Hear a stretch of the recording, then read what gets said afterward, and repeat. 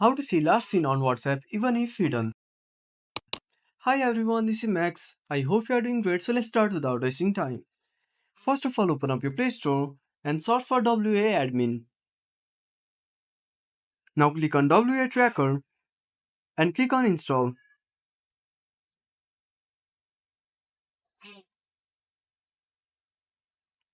Now tap on Open.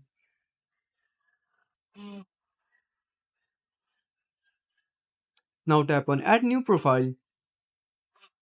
Now select the country, enter the phone number.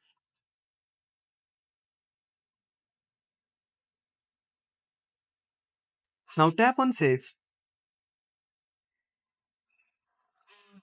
So from here you can see last seen on WhatsApp.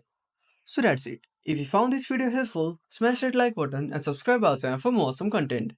Have a burning question, want to search the topic? Drop down a comment below. This is Max signing off until next time.